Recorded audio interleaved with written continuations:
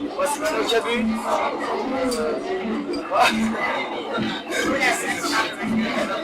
Cabu.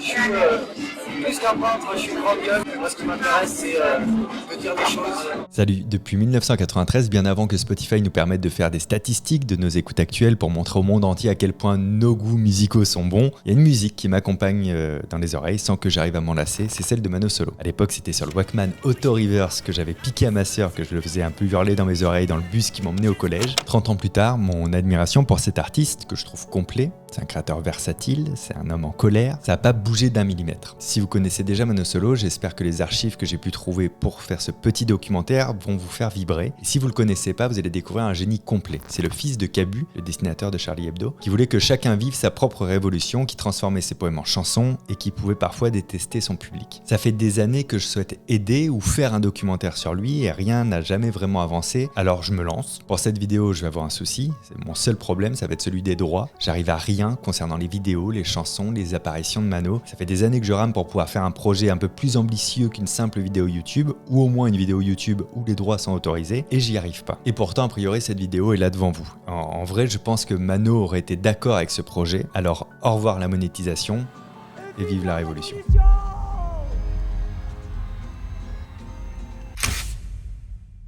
J'ai commencé à travailler cette vidéo il y a un petit peu plus d'un an, même 1 an et demi, 2 ans si on prend le moment où j'ai commencé à collecter toutes les vidéos que je trouvais de lui avant qu'elles disparaissent d'internet. Je vais pas vous faire une longue biographie durant 1h30 de vidéo. J'ai pensé que c'était mieux de le découper avec des parties distinctes, donc une partie biographie, comme ça si vous le connaissez mal ou si vous le connaissez pas, vous serez mieux informé. La relation avec son père quand même, avec Cabu, son rapport à l'art, son rapport au sida aussi, le rapport de Mano et de son public, ça c'est un peu fou des fois, son avis sur la technologie avancée et plus précisément sur le téléchargement, sa relation à la production et à l'autoproduction, de CD à son époque de musique on dirait juste aujourd'hui. Donc voilà, en gros cette partie que vous pourrez regarder dans cette vidéo ou juste écouter dans vos oreilles. Et n'hésitez pas, si vous avez des anecdotes ou des choses qui n'ont pas été dites sur Mano alors que vous connaissez très bien son histoire et que vous êtes fan de sa musique, n'hésitez pas à témoigner de tout ça dans les commentaires. Faisons de cette vidéo un vrai hommage à Mano pour celles et ceux qui ont été accompagnés ou inspirés par sa musique.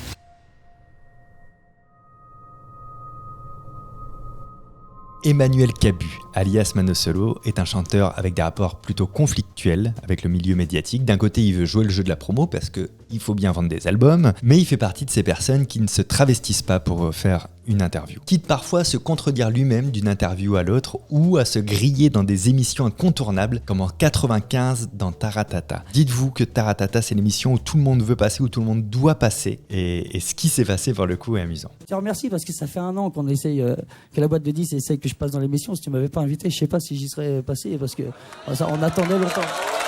Merci.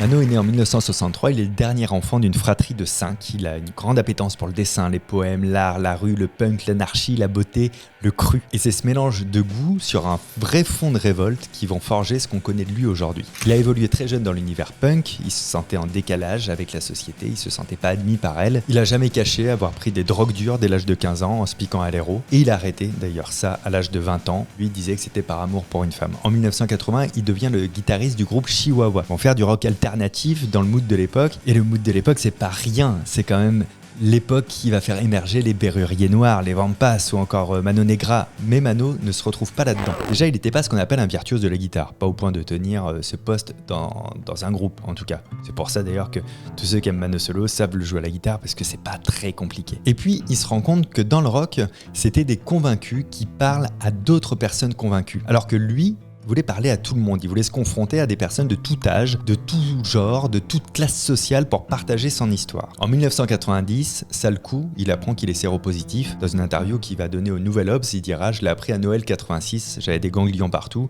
je savais que je cumulais tous les risques, j'avais beaucoup séduit et fait pas mal de conneries de toxico, même si je me shootais plus depuis longtemps. » J'avais vraiment le profil. Et il va rajouter, je l'ai chopé soit avec une fille, soit avec de la cam, je m'en fous, personne ne m'a jamais forcé à me shooter ni à faire l'amour. C'est un sujet compliqué pour lui parce qu'il veut pas que ça devienne sa carte de visite. Il veut pas que le sida devienne son identité. Pourtant, cette étiquette ne va jamais le quitter à cause des médias qui vont toujours le réduire comme étant le chanteur sidaïque. Il n'a jamais voulu ça et c'est ça qu'on va lui servir en permanence. Et comme je pense que vous arrivez à saisir le personnage, vous devinez que ça va le gonfler, l'énerver et qu'il va se rebeller contre ça toute sa vie. Effectivement, moi je suis éclaboussé partout où je passe, quoi. J'en ai un peu plein le cul, quoi. Maintenant, je vais peut-être réagir, tu vois.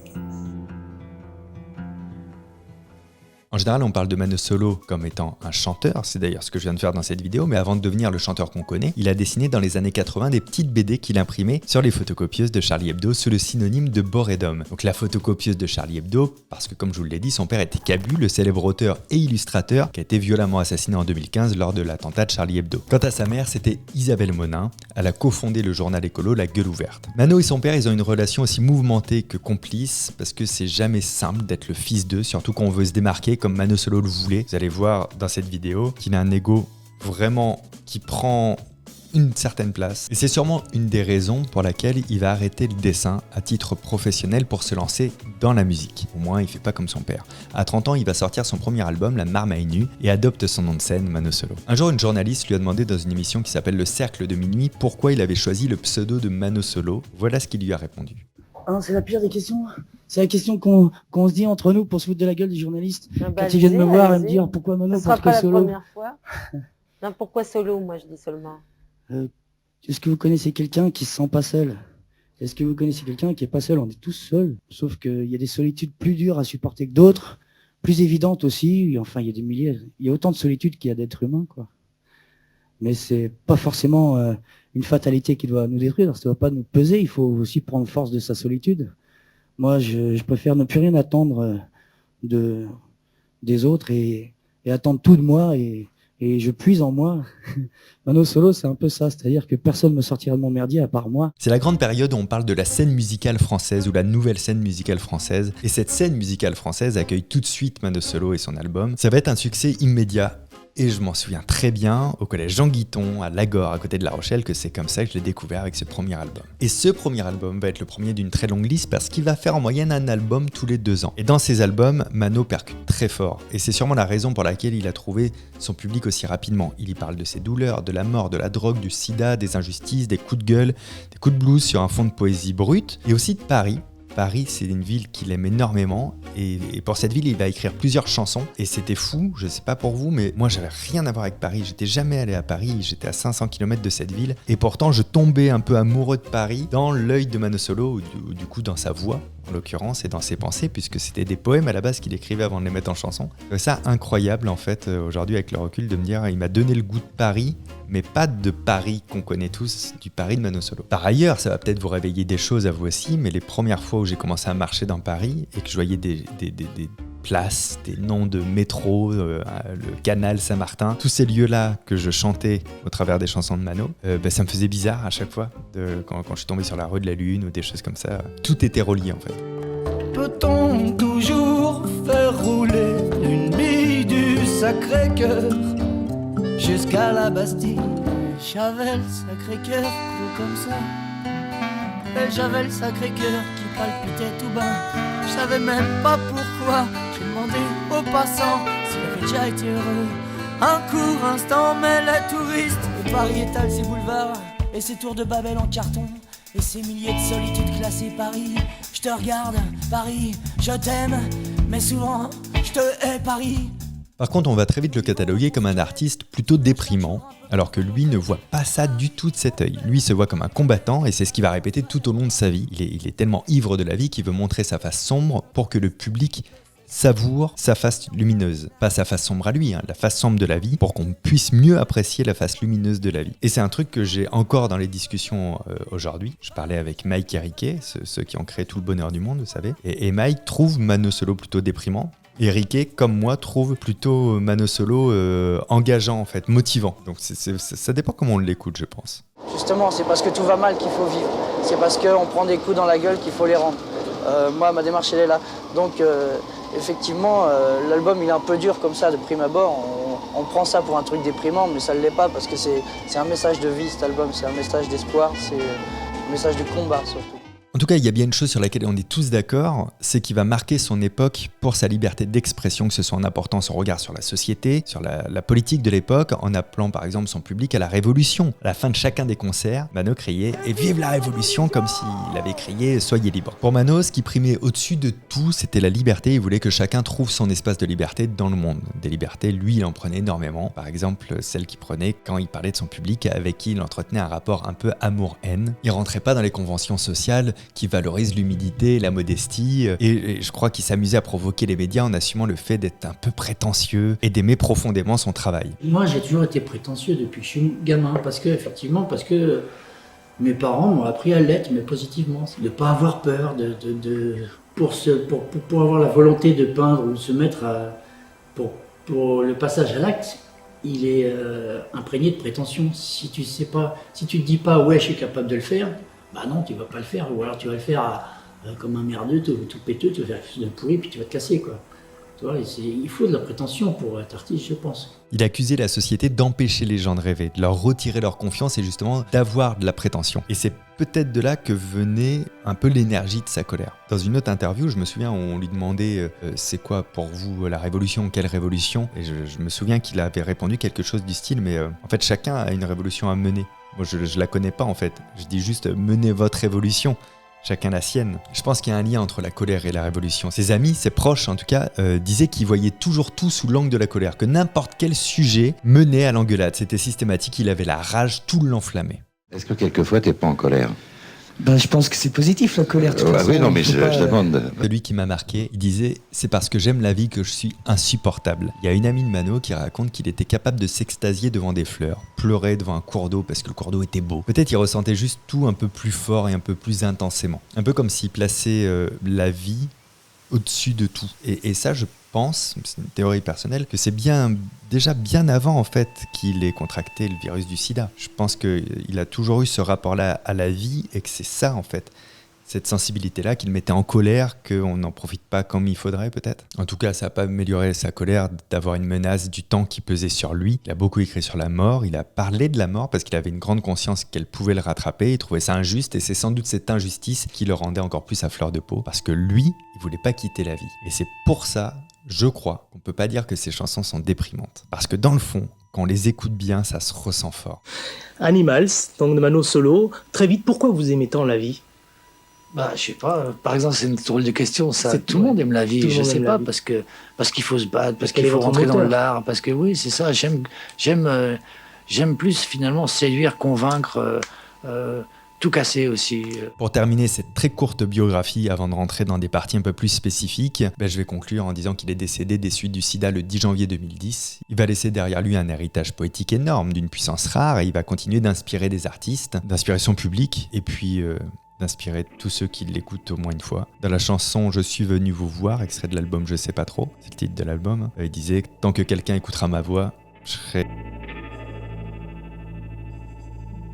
On va revenir sur le père de Mano, sur Cabu. Cabu, c'est un caricaturiste de renom. Il dessinait pour la presse, pour Charlie Hebdo. Il était auteur de bande dessinée. Il est notamment l'auteur du célèbre portrait de la présentatrice Dorothée pour son émission Le Club Dorothée. Et d'ailleurs, il venait parfois dans l'émission, on le voyait. Je pense que ceux qui sont de ma génération se souviennent de ça. Moi, j'ai bugué le jour où j'ai su que Cabu était le père de Mano Solo. J'ai mis des années à faire le lien. Mano racontait qu'enfant, son père ne supportait pas qu'il lise Pif Gadget. Il voulait tout de suite placer l'apprentissage artistique de son fils à un niveau que lui estimait talentueux. Sa mère, elle adorait la poésie et Mano lisait ses livres comme un peu pour se rapprocher d'elle. Et Mano a jamais été un grand lecteur. Il a arrêté l'école très jeune, mais il a absorbé son environnement. J'ai pas du tout une culture littéraire. J'ai arrêté l'école, j'avais 14 ans, pour aller faire des conneries et faire le voyou. Mais par contre, je suis d'une famille très littéraire. Ma mère est une femme très littéraire qui dévore des bouquins et qui m'en a parlé toute mon enfance. J'ai vécu moi dans un milieu très militant, je suis fils de journaliste. Donc tous ces mots-là, je les ai entendus, je suis né dedans, c'est un atavisme.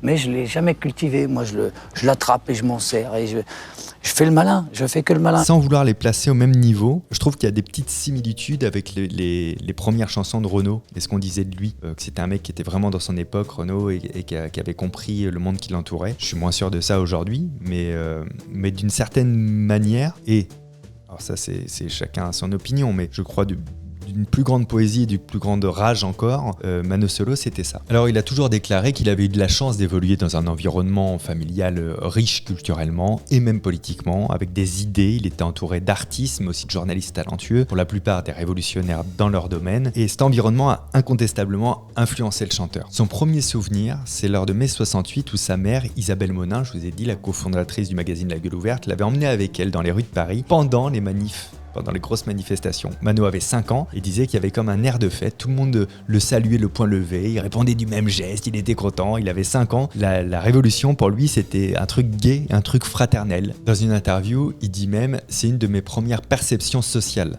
Cette façon de dire que si désespéré que soit la cause, on peut encore lutter. J'ai toujours vécu parmi des gens volontaires pour la vie.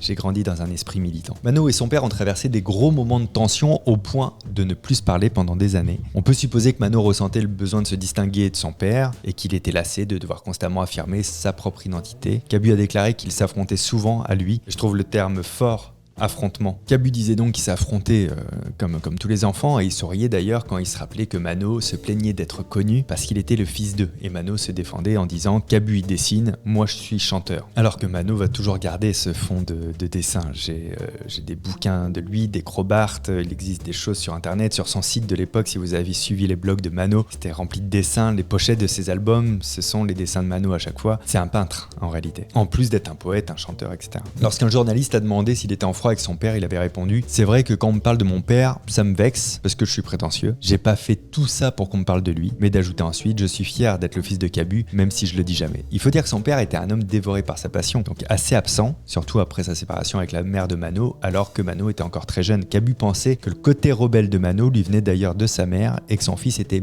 bel et bien habité par une grande force. Cabu a toujours soutenu le caractère très fort de Mano et il y a une raison profonde à ça, comme l'a révélé Patrick Pellou, le médecin qui travaillait à Charlie Hebdo et qui connaissait Mano assez intimement. Il avait dit son tempérament bien trempé pouvait rendre la vie insupportable au personnel d'un hôpital parisien où il était soigné, mais pour son père, ce tempérament ardent lui a aussi permis de lutter contre sa maladie. Maintenant, j'ai du dos. En 2008, Charlie Hebdo va enregistrer dans ses locaux un CD de Noël, Charlie chante Noël. Rien d'exceptionnel, si ce n'est que ce jour-là, Cabu et Mano vont enregistrer ensemble la Java du diable de Charles Trenet. Dans le premier extrait qu'on va écouter là, vous allez découvrir la première incursion de Cabu dans l'univers de Mano, créant un truc unique entre père et fils. Un jour le diable fit une Java, avec tous les... Écoute la musique,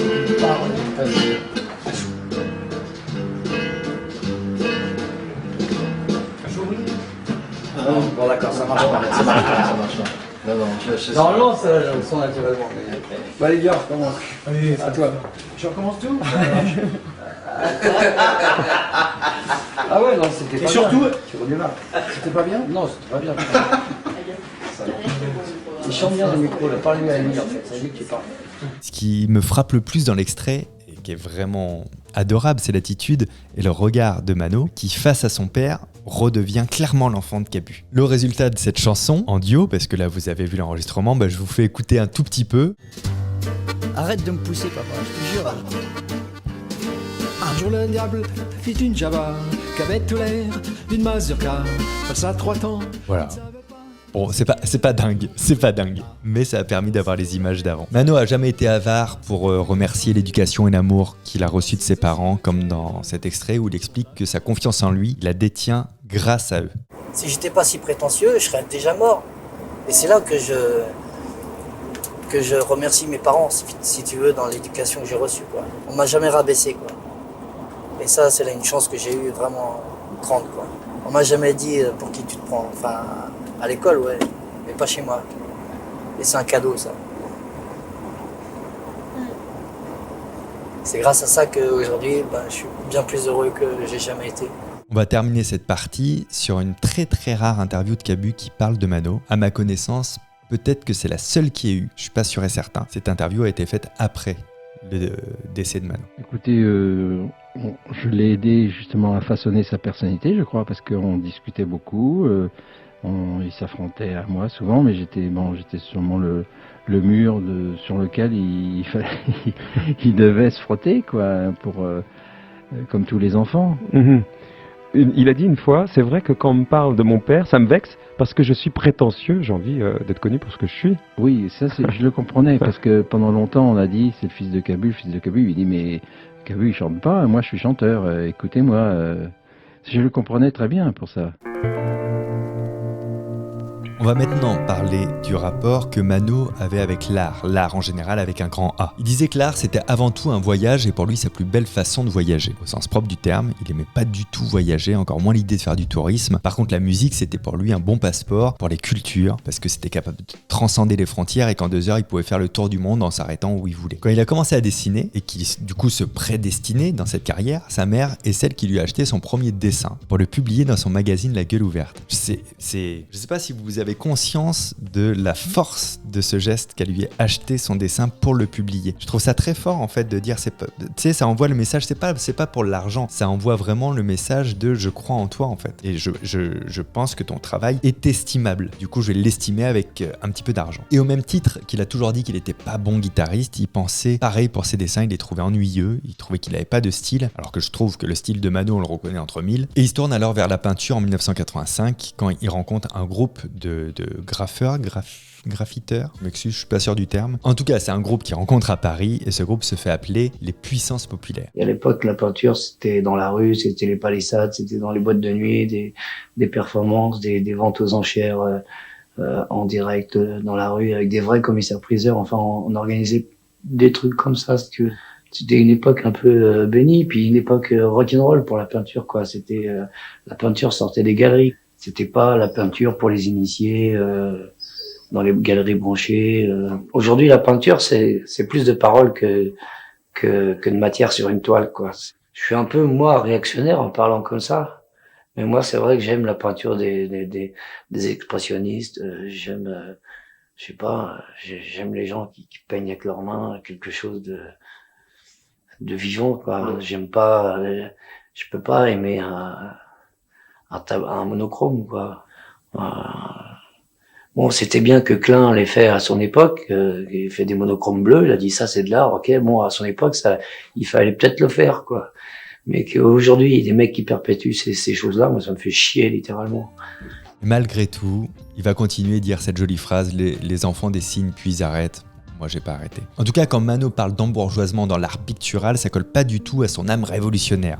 Lui, il voulait rapprocher les gens. Il détestait l'idée d'un élitisme. Et surtout, il voulait pas tant être peintre ou musicien, en fait. Il voulait être un artiste. Ou plutôt, il savait qu'il était un artiste. Un artiste, c'est quelqu'un qui se lève le matin avec un seul choix dans sa vie, c'est parler aux autres.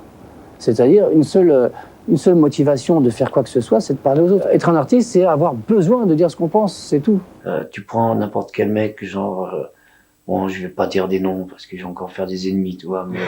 je sais pas, tu prends n'importe quel mec, si tu veux, sa chanson, tu peux la faire chanter par n'importe quel autre, tu vois, et ça passe très bien, tu vois. Parce que moi, je sais que mes chansons, tous ceux qui veulent les chanter, ils butent sur un mur. Parce que derrière, dans le texte, il y a quelqu'un. Tu vois, pour moi, c'est ça la différence entre un artiste et un chanteur de variété. L'artiste, il a besoin de dire des choses. Alors, il n'est pas artiste. L'artiste, il fait pas des disques pour payer ses impôts. L'artiste est fait pour faire évoluer les mentalités. En gros, pour te donner quelque chose que tu vas peut-être pas comprendre tout de suite, mais qui sera compris sûrement plus tard, ou qui de toute manière amènera à ton cerveau une petite question là qui part dans un coin, qui va faire son cheminement toute ta vie, dans ta tête, dans ton esprit, dans tes sentiments, dans tes relations avec les autres. Finalement, c'est sur scène qu'il a pu révéler l'artiste complet qu'il était. Il aimait s'adresser directement au public, prendre le temps de l'emmener avec lui, transmettre des messages, comme ici, lors du concert à Angers en 2004. Quand tu te sens vraiment comme une merde, et que t'es à poil, il te reste toujours un truc. Il te reste que... Comme ça, en 2 secondes, il suffit de 2 secondes pour avoir une grande gueule. Une grande gueule et puis tout d'un coup, tu pousses un cri. Je sais pas, moi, voilà, tout s'en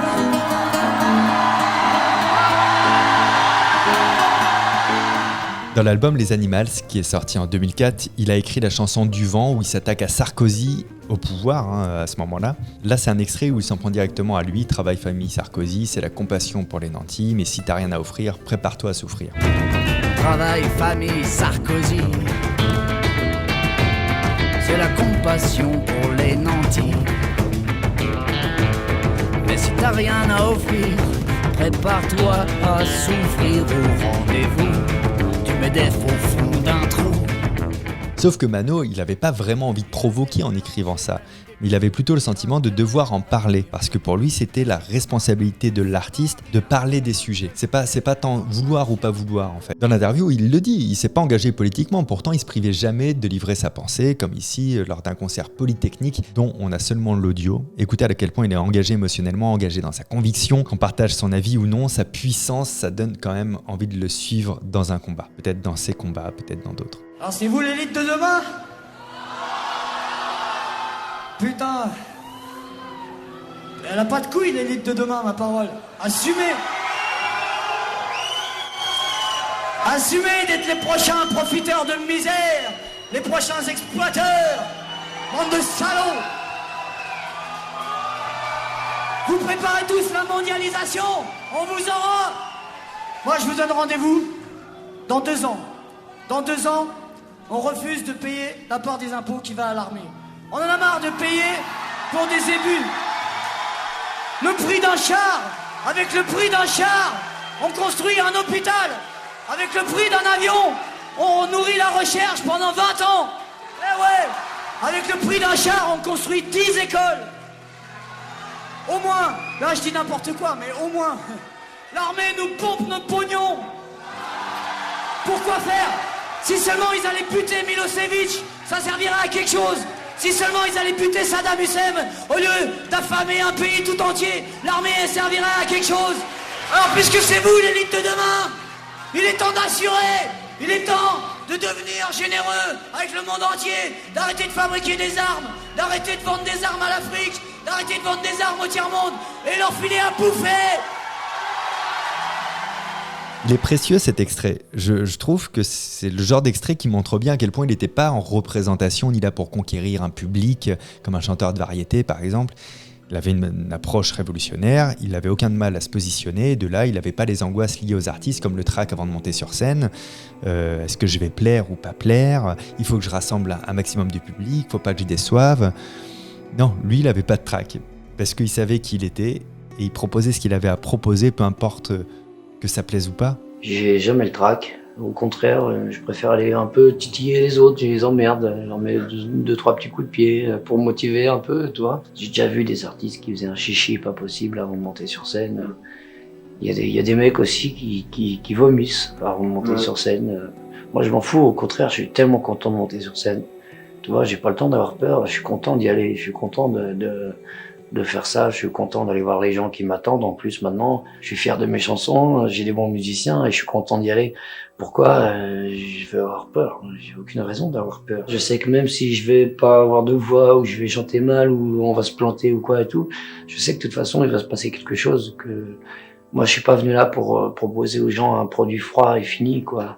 Je suis là pour vivre un truc avec eux, un moment quoi. Après il se passe comme il se passe. Des fois la musique elle est pas bonne mais le concert est bon. Tu vois, c'était pas du tout oh là là comment ils vont me percevoir, c'était plutôt le contraire, c'était attendez-vous, vous allez voir ce que je vais vous mettre quoi. Il s'est jamais censuré de quoi que ce soit dans une interview, dans ses textes, et quand sa maison de disques lui a demandé de changer un mot dans la chanson Au creux de ton bras pour pouvoir le passer à la radio, il a refusé. Il faut savoir que le passage en radio dans les années 90, c'est ce qu'il y a de plus précieux pour qu'un artiste se fasse connaître, qu'une chanson devienne un succès ou qu'elle entraîne un album, mais pour Mano, sa parole, elle doit être libre et transparente. C'était sur mon premier album, on m'a dit Mano, si tu enlèves enculé dans la chanson Au creux de ton bras, ça passera en radio. Et le mec d'Énergie a envie de la passer, mais enculé, il peut pas passer ça.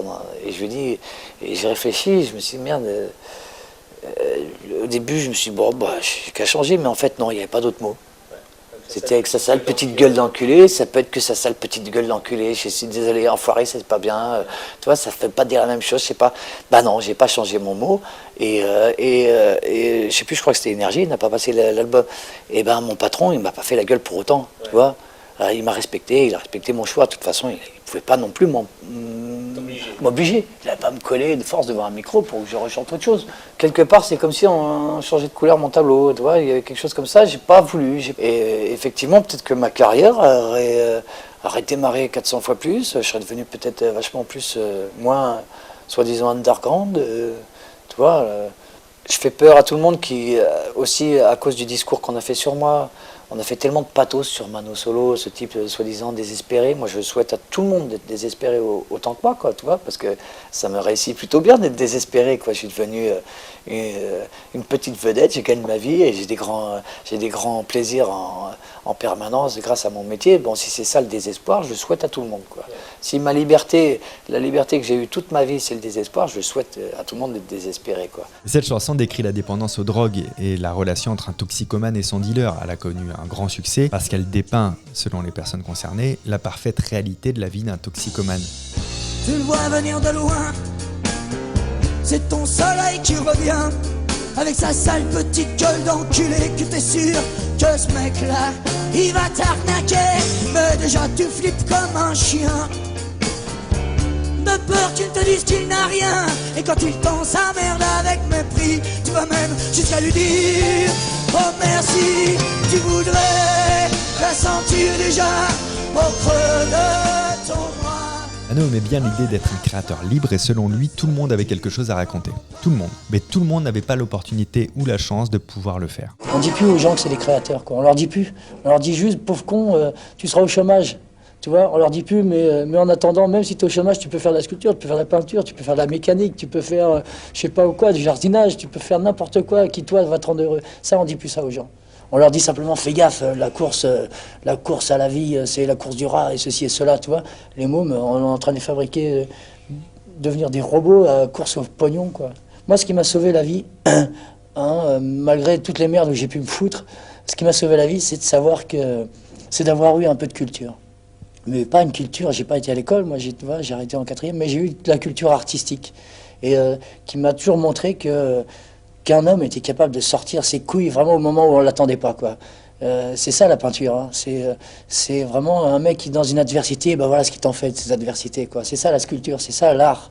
Et c'est ça qui fait qu'on est beau, qu'on est des hommes, parce que dans l'univers entier, il n'y a rien d'autre qui fait de l'art. C'est la prétention de l'homme de faire de l'art. Et ça, moi je trouve ça magnifique, mais ça, on dit plus ça aux enfants. Alors si j'étais môme aujourd'hui, j'aurais les boules de pas connaître ça, quoi. Un autre de ses combats, c'est qu'il dénonçait la célébrité qu'on accordait à des individus qui n'avaient pas forcément de talent, qui n'avaient pas forcément à transmettre, et il mettait en évidence les inégalités d'opportunités. Et il n'a pas tort, encore plus à cette époque où Internet n'est pas ce qu'on connaît aujourd'hui, tout le monde ne bénéficiait pas de manière égale des accès à la culture. Je fais peut-être partie d'une élite bourgeoise. C'est-à-dire que oui, je gagne bien ma vie, mais tous les artistes gagnent leur vie. Tu vois, bon, en ce sens-là, moi je me sens pas du tout faisant partie d'une élite, à part que oui, j'ai eu la chance, je viens d'un milieu quand même aisé, où j'ai eu accès à de la culture. C'est peut-être ça qui fait que c'est plus facile pour moi que pour les gens de Pantin qu'on a autour. Ils vont même pas penser à peindre ou chanter, parce qu'ils n'ont pas le choix, il faut qu'ils aillent bosser. Ça se trouve, c'est des grands artistes, ça se trouve, mon voisin d'en face, c'est un mec qui avait un don, mais la vie lui a pas laissé le temps de l'exprimer, ou même d'y penser, de le savoir.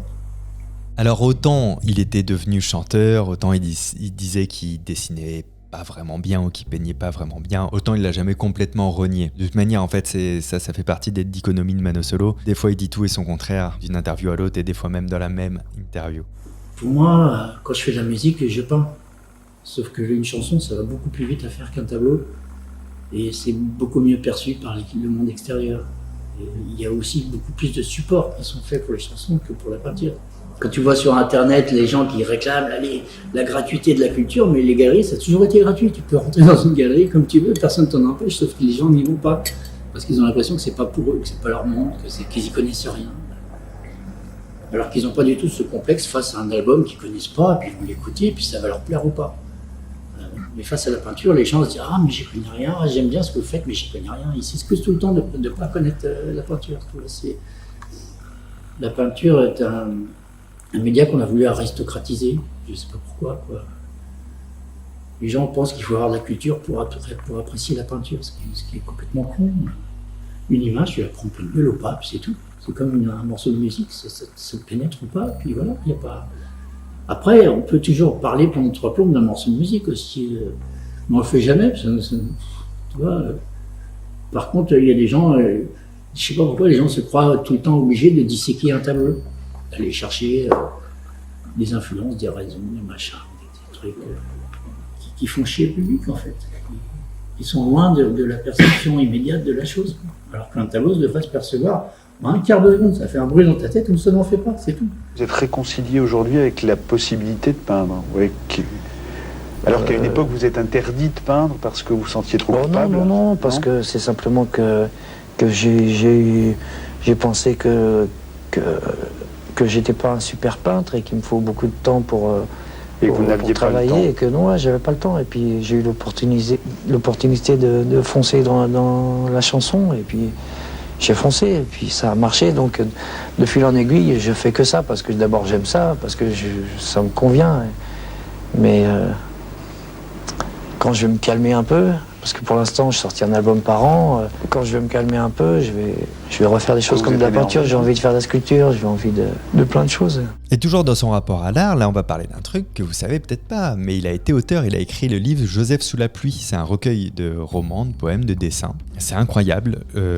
J'ai la chance d'avoir une version papier, mais on peut aussi le trouver, il me semble, sur les plateformes e-book légales, genre sur les iPhones, je crois que je l'avais vu passer. C'est un joyeux bordel à lire, c'est une plume écorchée, vive, c'est cru.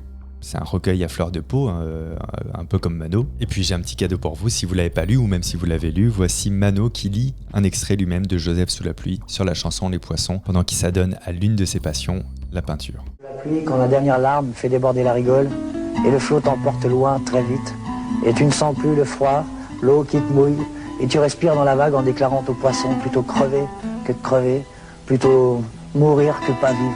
Alors il t'écoute sachant bien que t'es pas d'ici, et que comme un étranger rentrant chez lui, tu vas partir, t'es pas de ce monde.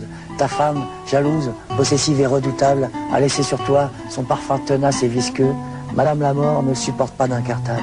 Et c'est là où on se rend compte à quel point ces chansons, c'est d'abord des poèmes avant la mise en musique. Ça fait partie, Joseph sous la pluie, des arguments de dire « Ah là là, il fait exprès d'alimenter l'image d'un mec un peu dark. » Non. C'est-à-dire que finalement, Joseph, c'est pas vraiment moi, il faut pas non plus tout confondre. Il y a des éléments autobiographiques. Bien sûr, Joseph, il parle de choses que je connais. J'ai pas beaucoup d'imagination, c'est effectivement, je suis parti de choses que je connaissais. Moi, je suis pas aussi noir que Joseph. Ou alors c'est que... Vous n'êtes plus aussi noir par certains instants même, j'ai jamais été aussi noir que Joseph. Ou alors par bribes. Parce que j'ai un instinct de conservation qui me sauve et que je joue avec la mauvaise foi. C'est-à-dire qu'en écrivant ça, une fois que je le lis, je ne peux pas être d'accord avec ce que je viens d'écrire. Parce que c'est un abandon. C'est la raison pour laquelle vous avez toujours refusé le suicide face au sida. Oui, bien sûr. Moi, je suis pas là pour abandonner, je suis là pour me battre. Plus on me tape dessus et plus je réponds, quoi. C'est ça que je trouve formidable dans la vie, c'est de pouvoir résister. On parlait de prétention tout à l'heure, je vais y revenir. Lors d'un reportage, il devait se retrouver avec l'actrice Anouk Grimbert en voiture et regarder sa réaction lorsqu'il lui dit à quel point il ne doute pas de ce qu'il fait. Facilité pour toi de chanter. Ouais. Oh, je me pose pas la question, je sais ce que j'ai envie de dire et puis je suis fier de mes chansons, tu vois. Si je trouvais mes chansons pourries, ce serait très dur. Mais mes chansons, je les adore. Je trouve que c'est les meilleures chansons françaises qu'on ait écrites depuis... C'est pas vrai. Mais bien sûr. Putain, mais t'es pas gêné? Non. Non, pour moi, tous les chanteurs, c'est de la merde. Tous les chanteurs qu'on a aujourd'hui, c'est de la plus grosse merde monstrueuse. Qui c'est qui va rester dans 50 ans? C'est Mano Solo. Personne ne veut le savoir, mais moi je le sais. Et je les emmerde tous. Mais tu rigoles? Non, je rigole pas du tout. Mais non, mais même si t'as raison, ce qui est incroyable, c'est de le dire. Mais ouais, mais ça, moi je fais exprès parce que le politiquement correct, franchement, il faut arrêter d'être humble. C'est quoi on passe notre vie, on t'éduque, on te dit mais pour qui te prends-tu? Ben moi je suis désolé, je me prends pour moi et puis j'emmerde la terre entière, tu vois ce que je veux dire? Le pour qui te prends-tu, je n'accepte pas et j'ai jamais accepté qu'on me dise ça de ma vie entière, quoi. Bien sûr que je me prends pour ce que je suis et puis ce que je suis, c'est ce que je pense que je suis, c'est pas toi qui vas me dire qui je suis. Enfin, tu vois, j'ai pas honte, moi, j'ai pas besoin des autres pour savoir ma valeur. J'ai pas besoin des autres pour savoir que je suis mégalo aussi, tu vois, mais peu importe. J'ai pas besoin je m'en branle de ce qu'on pense. Ce que pensent les autres, c'est moi qui vais me regarder moi-même le jour où je vais crever. C'est pas, je m'en fous du regard des autres, tu vois. C'est moi qui vais faire mon bilan face à moi-même. Et c'est ça qui est important. C'est jamais les autres qui te diront, qui pourront te dire, mon pote, t'as assuré ou... Enfin, je sais pas. C'est pas de la prétention, il faut avoir la bonne prétention saine, tu vois. La prétention, c'est sain, ça sauve la vie. Ils vivent la révolution à la fin du concert, c'est ça que je leur dis, c'est ça la révolution, c'est de penser comme ça. Ça, c'est une révolution. Soyons prétentieux. Mais ouais. Quand tu vois comment les gens ils sont écrasés parce qu'ils n'ont pas une belle bagnole, parce que leur femme est moche, parce que ceci ou cela et tout ça, tu vois. Quand on voit tous les complexes qu'on met aux gens parce qu'ils n'ont pas un salaire, parce qu'ils n'ont pas ceci, moi, c'est ça que j'ai envie de bousculer. Et ça, c'est un des grands enseignements de Mano. Ce qu'il faut retenir, c'est pas le fait qu'il pense être le seul chanteur qui vaille quelque chose. C'est même pas dit qu'il le pense réellement. Et c'est là que peut se trouver sa provocation. Mais qu'il aime ses chansons, son art, ça, j'en suis convaincu. Il avait raison, parce qu'on aime aussi. Il voulait que les gens s'aiment eux-mêmes pour mieux se faire respecter et mieux faire leur propre révolution. Il appliquait lui-même la pensée qu'il encourageait. Et ça fait partie des choses qui manquent sans doute aujourd'hui, à notre époque, des artistes, des politiques, des entrepreneurs qui encouragent à la prétention saine.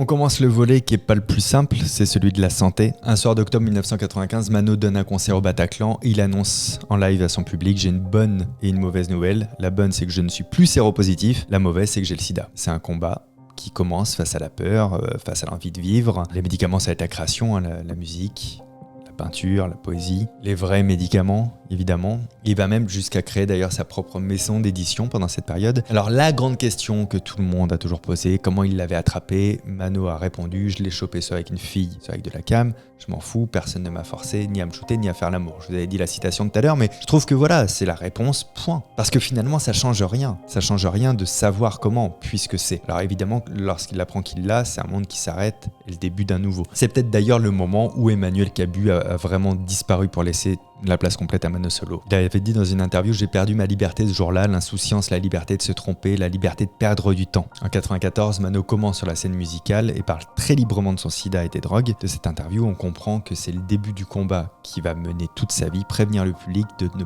pas faire les mêmes erreurs que lui et de profiter. Je vois pas pourquoi faire l'apologie de trucs pourris comme la cam, parce que la cam aujourd'hui, et même depuis toujours, la cam c'est de la merde, quoi. Qu'est-ce que ça rapporte aujourd'hui? Ça rapporte de choper le sida, de mourir. Regarde, moi, je me suis défoncé de 15 à 20 ans, j'ai arrêté à 20 ans, grâce à l'amour pour une femme. Tu vois, j'aimais une femme et tout, je m'en suis sorti, tu vois, de ça. Mais je croyais m'en être sorti, je m'en suis jamais sorti, puisque 4 ans plus tard, on m'apprend que j'ai la mort aux trousses, tu vois. C'est ça que je veux dire aux gens, quoi. C'est que... la cam, c'est un truc qui te rattrape, quoi. Ça te rattrape. Tu vois, t'arrives à 30 ans, tu perds tes dents, tu perds tes cheveux, tu perds tout, quoi. Ça te détruit, surtout. Et puis de rester des heures complètement défoncé, c'est pas ça qui génère tout ce dont je parle depuis une heure, c'est-à-dire de s'épanouir, quoi. La cam, c'est l'anti-épanouissement total, quoi. Par contre, moi, je milite pour les drogues douces, tu vois. Il faut arrêter de marginaliser des mômes parce qu'ils fument un pétard. Il faut arrêter qu'un môme, pour un désir sain, de fumer un pétard, parce que c'est pareil que de boire une bière, de goûter une cigarette. Ça, tout le monde a envie de goûter un pétard, ce que c'est, quoi. Hein. Mais ce gamin, pour fumer un pétard, il est obligé d'aller s'inscrire déjà dans une spirale de hors-la-loi. Parce que d'entrée, paf, on le force à faire le pas de sortir de la légalité. Ça t'envoie à prendre un virage avec des mecs que tu n'aurais pas forcément fréquentés, tu vois. Mano a toujours revendiqué avoir le sida, il n'a jamais récupéré ça. Il voulait pas qu'on le plaigne, il voulait pas qu'on le voie comme un malade, encore moins qu'on lui mette que cette identité. Il a toujours dit qu'il parlait de son sida et pas des sidéens. Il a toujours refusé d'être porte-parole dans les médias ou pour des associations. J'ai toujours trouvé ça ridicule que les gens, tout d'un coup, parce qu'ils sont concernés, vont se mettre à militer. Tu vois, les gens, ils en ont rien à foutre du handicap, et puis tout d'un coup, ils font un gamin qui est mongolien. Alors là, ils vont militer pour le handicap, tu vois. Mais s'ils n'avaient pas eu de mongolien à la maison, ils n'y auraient même pas pensé. Tu vois, c'est-à-dire que pourquoi on voudrait que moi, parce que je suis concerné, je vais militer pour ça. Moi, c'est pas une identité, donc ça m'amène pas à me regrouper avec d'autres gens qui ont le même problème que moi. Je m'en fous qu'un tel ait le sida ou pas, ça crée pas un lien avec lui. Tu vois, ça nous regarde chacun. De toute façon, c'est des choses que tu vis pas d'une façon uniforme. Tout le monde le vit d'une façon complètement différente, ce genre de problème, que ce soit le sida ou un cancer ou n'importe quoi qui puisse t'arriver de maladie. En 1994, à Bruxelles, un journaliste tente encore une fois de lui faire parler de sa maladie. Voici ce qu'il répond. Depuis tout à l'heure, tu me poses des questions, tu veux parler que de ça, quoi. Il n'y a que ça qui t'intéresse. Non, pas du tout. Quoi. Pourquoi Alors laisse tomber, ça fait 3 fois que tu me la poses cette question, que je te réponds pas. Sur la peinture? Ouais, tu vois, c'est l'enchaînement direct, j'en ai marre. Excuse-moi, tu payes pour les autres un peu, mais c'est. Oui, j'ai l'impression que je paye un peu pour les autres. Je les vois venir à 3 km tes questions depuis tout à l'heure. Tu vois, j'aimerais bien qu'on me parle d'autre chose, tu vois, qu'on me parle que j'aimerais bien. Quelle merde. C'est pour ça que ton pote, quand il a entendu mon disque, il a pas bien compris, parce que c'était de la merde, mais de la belle merde qui. Ah, c'est une fleur de fumier, tu vois. Il y a toujours des fleurs de fumier à faire pousser partout, quoi. Après ça, voilà, quoi. Enfin, peut-être que vous et moi on le sait, mais beaucoup l'ont accusé à l'époque de bâtir son succès sur la maladie, et il avait répondu à une question là-dessus, dans l'interview de 97 qui était parue dans le Nouvel Obs. Il avait répondu « J'adore cette question parce que oui, bien sûr, je fais du beurre avec mon sida. De même que tu vas pas sur scène sans un côté exhibitionniste et pour que les gens ne t'aiment pas. Je vois pas pourquoi je devrais crever la dalle pour être crédible. Si j'avais pas parlé du sida, ma petite carrière aurait débarré peut-être beaucoup moins vite, mais excusez-moi de m'être servi de ce qui m'arrive. Je vais pas en plus faire semblant de ne pas l'avoir. Au moins, j'en ai fait quelque chose de cette malédiction, j'assume, et je pense aussi avoir un peu de talent. » Je me souviens d'un entretien avec Thierry Ardisson en octobre 2004 à l'occasion de la sortie de son album Les Animals. J'ai pas pu avoir les droits pour ce passage. Je vais le mettre, j'espère que ça va pas. Qu'il le veuille ou non, ça a participé à lui coller des étiquettes et ça a eu des conséquences sur sa carrière. Il y a plein de chansons, et pourtant, par exemple, tu prends un type comme William Scheller. Ce mec, il est déprimant, quoi. Il te chante des chansons, mais c'est triste à mourir, quoi. Tu vois Jonas qui pleure à regarder passer les bateaux en suçant ses glaces à l'eau, mais c'est vachement plus déprimant qu'une chanson de Mano Solo. Tu vois, ça te donne pas envie de te battre, ça te donne juste envie de chialer. C'est ça. C'est que on n'arrive pas à me situer là-dedans. Donc, on fait du pathos. Et ce pathos me coupe des portes en permanence. Alors, on a un grand respect pour cet homme malheureux, tu vois. Mais c'est ridicule. Moi, je me sens jamais concerné par tout ce qu'on raconte sur moi. Je me sens pas concerné, tu vois. Et je me sens carrément exclu par des gens qui me veulent du bien. Et ça, c'est terrible.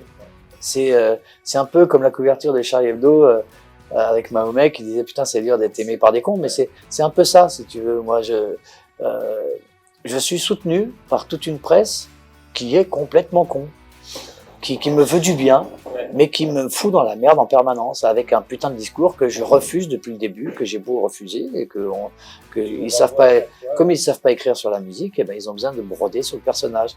Et comme ils comprennent rien à cette espèce de personnage ambigu qui dit autant que la vie est belle qu'elle est dure, et ben ils savent plus quoi dire parce qu'ils ont pas de culture, parce que c'est des trous-ducs qui sortent de nulle part et qu'ils ont pas un cheminement qui les a amenés là. Ils sortent d'une école de communication où on leur a appris à pas réfléchir, à dire ce qu'il faut quand il faut.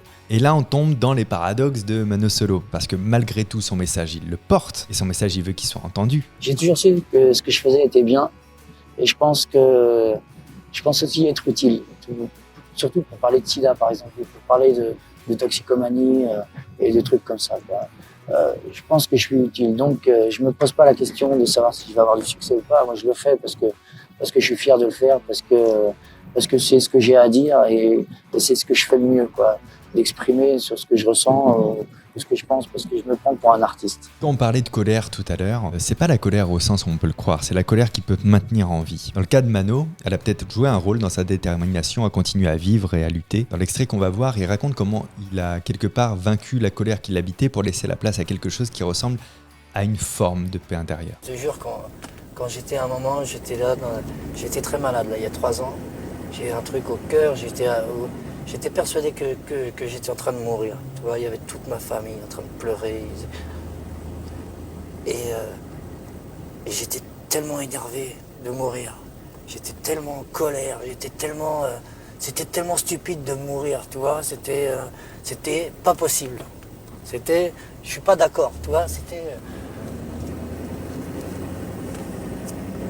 c'était en colère, quoi. J'ai jamais eu une plus grosse colère que le jour où je me suis aperçu que j'étais en train de mourir. Et le lendemain, j'étais debout, ils ont rien compris. Mais ça m'a enlevé la dernière haine que je pouvais avoir, si tu veux, parce que quand je m'en suis sorti, c'est comme si je l'avais, cette haine monumentale qui m'avait servi une dernière fois, toi. C'est comme si, voilà, je l'avais bien vu, là, tu vois, ce que c'était que la haine, et que c'était encore un truc en plus inutile que je pouvais laisser là, tu vois, que j'en avais plus besoin. Que j'étais assez fort pour plus avoir besoin de détester l'autre pour vivre, quoi. Il a écrit sur la mort, il a fait face à la mort plein de fois. Il a pris conscience à chaque fois que sa vie était suspendue à un fil ténu. Ses amis témoignaient de son obsession pour la mort, de ses incessantes interrogations et surtout de la peur qu'il en avait. Dans l'émission Le Cercle de Minuit, Mano parlait de sa vision de la mort et de la religion et il se confronte à une écrivaine qui trouve la mort belle. Et cette phrase, Mano va pas la supporter. Mano, est-ce que tu crois qu'on meurt comme on a vécu? Moi, je crois qu'on meurt tous comme des chiens et puis c'est tout, quoi. Je crois qu'on meurt tous, et puis voilà, il n'y a pas comme on a vécu, il n'y a pas de morale dans la mort, en fait. Pourquoi on va toujours chercher des morales dans la mort alors qu'il n'y a pas besoin de morale, quoi. Toutes les religions sont là pour nous faire accepter la mort en loose day, comme ça. Moi, je vais pas chercher de morale là-dedans, je sais très bien que c'est un sentiment complètement humain, que ça peut pas exister parce que c'est qu'une envie humaine de qu'il y ait quelque chose derrière la mort. Je sais Tu bien. crois à l'au-delà? Non, je crois pas en Dieu. J'irai peut-être au paradis, mais j'y crois pas. Je crois pas à la vie après la mort parce que c'est une envie tellement humaine, c'est comme quand on se fait jeter par son amoureux, on n'a pas envie que ça s'arrête, quoi. Attends, on va toujours croire qu'il va revenir un jour et il reviendra jamais. La mort, c'est ça, il faut pas aller chercher quoi que ce soit comme morale dans la mort, quoi. Il y en a pas. Mais est-ce qu'il y a des ruses pour essayer de calmer l'angoisse de la mort? La mort, c'est la paix, quoi. Moi, je vois ça comme ça. La mort, c'est la paix, enfin. Enfin, on a la paix, quoi. Une paix qu'on soupçonne même pas, parce que quand on est un homme, on est complètement fou, on passe sa vie dans la guerre avec ses pensées. La mort, c'est la paix, finalement, quoi. Marie de Wenzel. À propos de on meurt comme on a vécu, justement, c'est vrai que c'est une phrase qu'on entend souvent. Oui. Eh bien, moi, je raconte dans mon livre que, justement, la plus belle mort à laquelle j'ai assisté, c'est celle d'une jeune femme de 25 ans, toxicomane, qui avait un tatouage sur le crâne rasé où il y avait marqué « Marche ou crève », qui avait une vie de galère. Et cette femme a eu la mort la plus belle que j'ai jamais vue et j'ai au moins assisté, je peux peut-être à une centaine de personnes qui sont mortes. Donc, je crois que ça ne veut rien dire. C'était bien, quand ça ne veut rien dire. Ça vous branche, c'est un beau spectacle. Moi, j'aime pas tellement votre histoire. Si je vous jure, si je vous vois débarquer, je vous jette dehors. Ah ouais, vous êtes l'ange de la mort pour certains, Marie de Wenzel. Heureusement pas pour tout le monde. Pardon? Je dis heureusement pas pour tout le monde. Ah oui, non, tant mieux s'il y en a qui... Mais tu voudrais être tout seul, toi? Ah ouais, bah oui, je sais pas. De toute façon, c'est un leurre, l'affection des autres, tous ces trucs-là, dans ces moments-là. De toute façon, la mort, c'est la solitude. Je vois pas pourquoi on a besoin de quelqu'un pour te faire croire que non. Encore une fois, jusqu'au bout, on te prend pour un con, quoi. On te fait croire que c'est cool d'être un Est-ce que t'es pas un peu dur, là, avec Si, un peu, mais c'est parce que j'ai pas aimé, j'aime pas cette dame avec son air de chien battu et tout. On dirait Walt Disney, quoi. C'est, avec sa robe, je sais pas, je vous trouve triste à mourir, quoi. Vous me foutez le cafard, sincèrement. J'ai pas aucune envie d'être méchant avec vous. Non, mais je dis ce que je pense. C'est parce que la mort, moi, je répète encore une fois, je vis avec depuis des années. C'est pas des théories et des machins. C'est le truc qui va me tomber sur le coin de la gueule demain. Comprenez, donc quand je vous vois prendre votre pied, aller la plus belle mort que j'ai vue. Bon, moi là, ça que je commence à me dire, oh là. Il est temps de réagir, quoi. J'ai pas réussi à dater l'extrait qu'on vient de voir, mais le prochain, je suis sûr, il date de 2000 et Mano parle de la mort d'une manière qui surprend tout le monde. La terreur qu'a suscité autrefois en lui avait finalement avoir l'air de céder la place à quelque chose d'autre. C'est vrai qu'aujourd'hui, j'ai beaucoup moins peur, si vous voulez, de l'avenir, du fait que j'ai failli mourir, en fait. Et maintenant, je m'en branle complètement, totalement. C'est plus un problème. J'ai vu ce que c'était finalement, parce que j'y ai cru. Parce que je me suis vu mort. J'ai vu toute ma famille autour de moi croyant que j'étais mort. Et finalement, j'étais pas mort. Et puis aujourd'hui, je suis là, et puis je suis mort de rire. Alors pourquoi je me ferais chier à penser à la mort finalement, parce que c'est rien, parce que c'était rien de mourir. C'était rien, c'était juste triste pour les autres autour de moi. Mais moi, j'en avais rien à foutre. Du coup, c'est vrai qu'aujourd'hui, je vois la vie différemment. C'est-à-dire que la mort, je m'en branle. J'ai autre chose à penser, j'y pense plus. J'ai pu me... Ça y est, pour moi, je l'ai niqué parce que je l'ai sorti de ma tête. Après, quoi qu'il m'arrive, je m'en branle. Je vais terminer cette partie en vous lisant un passage qu'il a dit dans une interview écrite. « J'ai fini par détester Mano Solo, sa colère, sa carrière, sa maladie. Quand je fais une chanson gay, je dois presque m'excuser d'être heureux. Je suis pas seulement un chanteur qui a le sida. »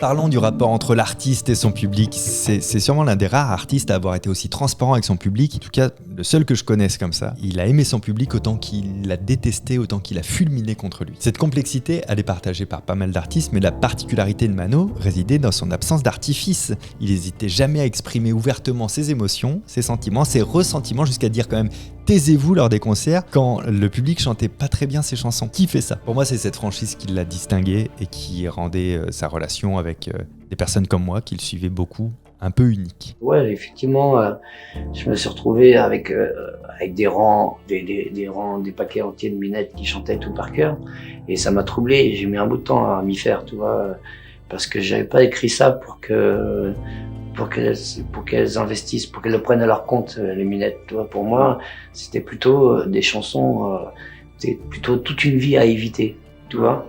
Et c'était pas une vie à partager pour moi, en fait. Ce que j'avais à offrir aux gens, c'était justement évitez-vous ça, tu vois. C'était quelque part, c'était un peu ça. J'avais pas envie. Tu vois, quand je vois des petites gamines qui chantent Julie, pour moi, Julie, c'est une chanson super sordide. C'est le mec qui va se beurrer la gueule au bistrot, puis comme il a rien d'autre dans sa vie, il va tirer un coup avec la serveuse. Pour moi, il y a rien de plus sordide que ça, quoi. J'ai mis un bon bout de temps à accepter que les gens prennent les chansons comme ils avaient envie, finalement, que c'était pas à moi de les orienter sur la façon de ressentir les choses. S'ils les prennent comme ça, bah au début, ça m'a énervé, ouais. J'avais envie de leur dire, mais taisez-vous, c'est pas votre histoire, c'est la mienne. J'avais pas du tout envie de les attirer dans ce monde-là. Au contraire, j'avais envie de leur montrer ce monde-là pour qu'elles aient, je sais pas, des armes pour l'éviter, tu vois, pour vivre autre chose, pour savoir que bon, c'était pas la peine, tu vois, c'était pas la peine d'aller faire toutes les conneries que moi j'ai pu faire, qui m'ont amené à faire des chansons aussi tristes, tu vois. Moi, je suis hyper moraliste comme bonhomme, finalement, quand on fait l'analyse de mes sujets, quoi. Il voulait pas séduire ou conquérir son public, il voulait le percuter. Il n'était pas soucieux de son regard comme peuvent être beaucoup d'artistes, moi compris, hein, sûrement, et qui ont cette fameuse phrase « je dois tout à mon public », cette phrase-là, lui, il la supportait pas. Il estimait qu'il devait rien à personne. Dans une interview dont le sujet est le téléchargement, un sujet sur lequel on va revenir d'ailleurs tout à l'heure, il explique en quoi il est différent des autres. Tu sais pourquoi je suis à part? Tout simplement parce que j'ai pas peur de mon public, en vérité. Parce que j'ai pas cette espèce de respect pour le public en général, parce que pour moi, je sais que le public, ça n'existe pas. C'est une somme d'individus qui ont tous une pensée différente. Tu chantes une chanson, tu as autant d'interprétations de ta chanson qu'il y a de gens dans la salle. Donc le public en tant que soi n'existe pas. C'est pas quelque chose que tu dois respecter absolument. Tout ça parce que soi-disant, il a acheté ton album, mais non, encore moins maintenant qu'il l'achète plus, tu vois. Quand t'as pas vendu rien et que toute la salle entière connaît tes chansons par cœur, ils ont tous téléchargé, quoi. Tout va bien. Moi, ça faisait 2 semaines que mon album était sorti, on n'avait même pas vendu tant que ça, quoi. On avait peut-être vendu 5000 ou 6000, et moi je traverse la France en concert et je vois que des gens qui connaissent tout par cœur, tu vois, des chansons qui viennent de sortir. Donc ils ont tous téléchargé.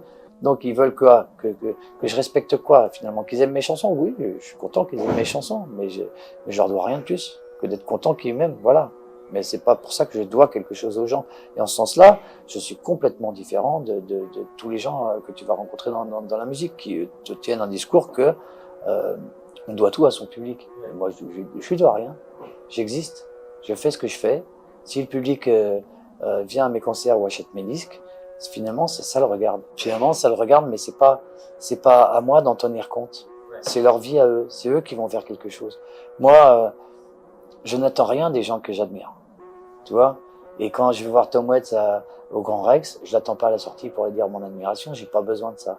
Je l'admire tout seul, je me fais mon histoire avec Tom Waits. Si je pense que c'est un enculé de m'avoir fait payer son concert 500 balles la place et que c'est vraiment dégueulasse, mais j'irais même pas lui dire à lui, c'est que je trouve ça complètement inutile, tu vois. Ça me regarde moi. Si j'avais qu'à pas payer, tu vois, j'avais qu'à pas y aller. Si t'as pas envie de dire, je t'adore.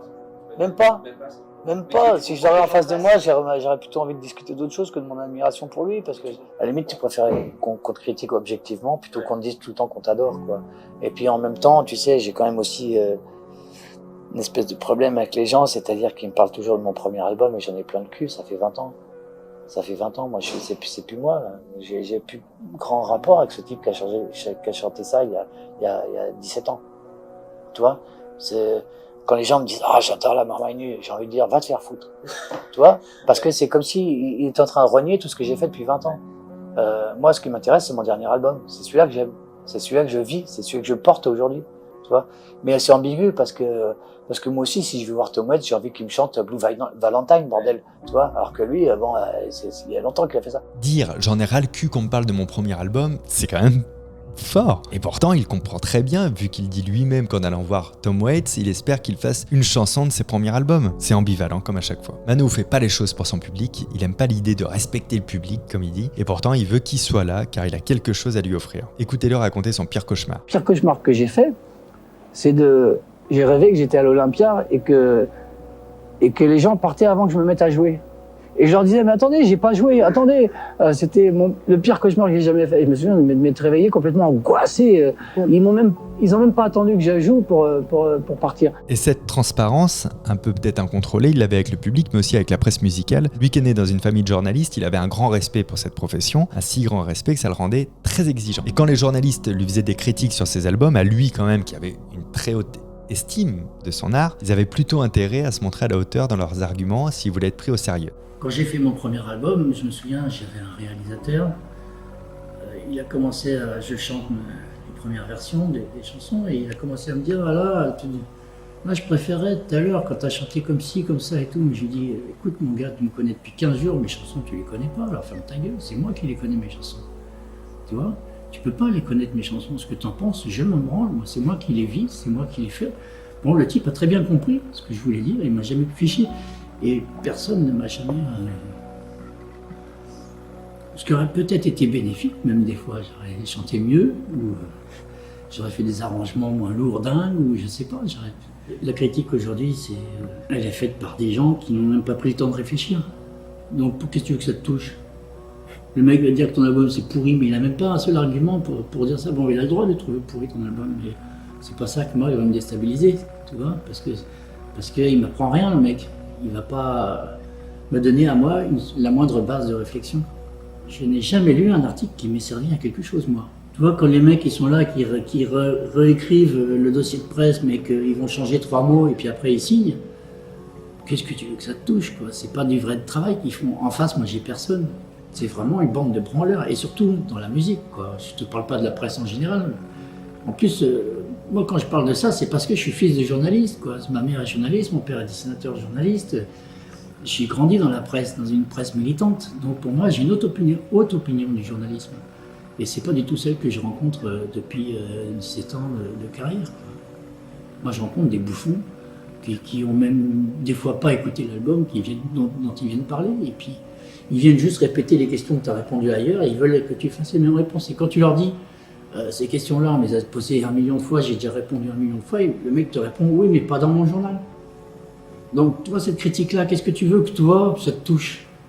Le mec, après, s'il va dire ah ouais, mais moi, j'aime pas son album, mais on s'en bat les couilles. Parce que franchement, c'est pas un esprit qui parle. C'est un fonctionnaire du crayon. Un avis, quoi. C'est un avis qui sort des chiottes, quoi. Ça sort pas d'un cerveau, tu vois, ça sort pas d'une réflexion, d'une personnalité, d'un point de vue particulier, d'une analyse quelconque. Et sur Internet aussi, par exemple. Là, tu es critiqué par des clampins qui viennent du public. Ben, c'est pas mieux, si tu veux, parce que le mec, il voit que tu es là, tu as ouvert ton forum, puis que tu discutes avec les gens, finalement, il va se défouler sur ta gueule. C'est pas qu'il va chercher à te critiquer objectivement, il va juste chercher à te vexer, tu vois, parce que justement, il y a un phénomène de caste, il s'imagine que moi, je suis dans ma tour d'ivoire, et qu'enfin, là, il peut me niquer ma gueule avec quelques mots. C'est lui-même qui se met tout petit par rapport à l'artiste pour dire ah oui, mais pour revendiquer des choses que moi je n'ai jamais interdit de penser ni de dire, tu vois. Mais à peine ils arrivent, les gens qui revendiquent le droit de me dire que je suis un connard, que je suis un con, que je fais de la merde. Mais jamais je les ai interdits, moi, de le dire ça. Donc, si tu veux, la critique, elle n'est jamais intéressante. Jamais, parce que tu as des gens qui viennent te critiquer pour se défouler, ou alors des gens qui te critiquent juste pour gagner leur vie, parce que leur rédac chef leur a demandé, mais il n'y a pas de vraie réflexion, quoi. Là, Mano parle de son public sur Internet. Une fois encore, il revient sur le phénomène de caste, de peuple divisé, dans laquelle une partie des gens imagine l'artiste au-dessus de tout et au-dessus de tout le monde, comme inatteignable dans sa tour d'ivoire et à laquelle Internet permet d'accéder. Pour lui, la relation entre l'artiste et son public sur Internet devrait être basée sur la communication et l'échange, sans créer des barrières artificielles qui continuent de perpétuer la division. Tout à l'heure, on l'entendait, il parlait des minettes qui chantaient ses chansons à sa place et à qui il avait envie de dire « taisez-vous ». Dans l'émission Des mots de minuit, il apporte un regard différent sur elle. Et est-ce que vous diriez encore aujourd'hui les gens m'aiment parce que je meurs à leur place? Mais ça fait partie de la mauvaise foi, encore une fois. C'est une mauvaise foi totale. C'est un jour que je rentre chez moi, parce que une heure avant, j'étais une star sur scène et j'avais chaud. Et tout d'un coup, je suis chez moi tout seul comme un con et j'ai froid. Et je me demande, mais merde, où ils sont tous ces enfoirés? Et je leur en veux tout d'un coup. Je leur en veux. Et alors j'écris une chanson, je dis, putain, ils m'aiment parce que je meurs tout seul à leur place. Mais je sais, un quart d'heure après, je relis ça, je me dis, mais finalement, vous êtes normal, t'es pas sérieux. Bien sûr, je suis normal. Il faut pas croire tout ce que je dis. Sauf que vous arrivez et que vous savez dire votre part d'ombre. Et ça, tout le monde ne sait pas le faire. Je pense que c'est ça qui manque dans le milieu artistique d'aujourd'hui, c'est que tout le monde est effacé derrière ce qu'il fait et que rares sont les bons sujets en plus. C'est-à-dire que tous les chanteurs nous font croire que la vie est belle, pour parler de la chanson. Le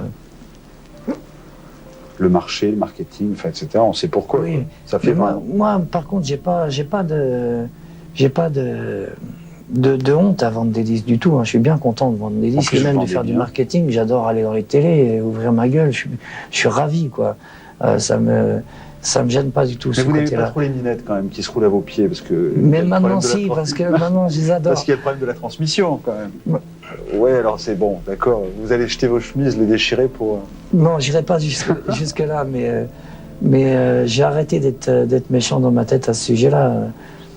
Parce que c'est pas à moi de diriger leur mode de pensée. L'évolution de Mano, elle est partout. Elle s'est pas limitée à sa relation avec son public, elle s'est également reflétée dans sa manière d'interpréter sa musique quand il a sorti l'album Les Animals. Destiné d'ailleurs à la base à Juliette Gréco, on a pu découvrir un Mano plus doux, moins enclin à exprimer sa colère de manière véhémente, avec un ton plus, je pense, et peut-être que je me le dis pour me faire plaisir, mais que Mano avait une certaine forme de passion pour son public. Pas qu'il aimait son public, mais qu'il avait une forme de passion, de curiosité et de besoin quand même, un petit peu comme nous avec sa musique en fait.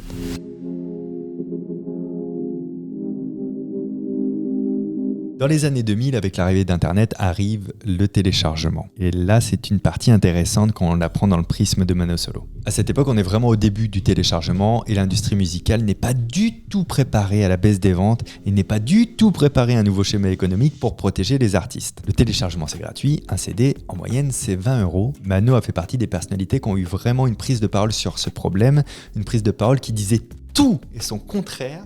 Mais c'était incroyable. Dans la même phrase, dans la même émission, c'est du Mano. Parce que finalement, le problème du téléchargement, c'est exactement le même qu'il y a pour les paysans. Aujourd'hui, on veut pas leur payer leur salaire au prix que ça coûte de produire, quoi. On préfère aller chercher des subventions pour boucher les trous. Mais vous, Mano, en même temps, vous êtes à la fois pour et contre, parce que vous êtes d'accord sur le fait qu'il faut télécharger votre musique. Moi, j'ai besoin des maisons de disques. J'ai besoin qu'elles puissent produire, qu'elles puissent miser sur moi. Si demain, je vends pas le seuil fatidique des 30 000 de mon dernier, j'ai besoin qu'elles aient encore du pognon pour réinvestir dans le prochain album.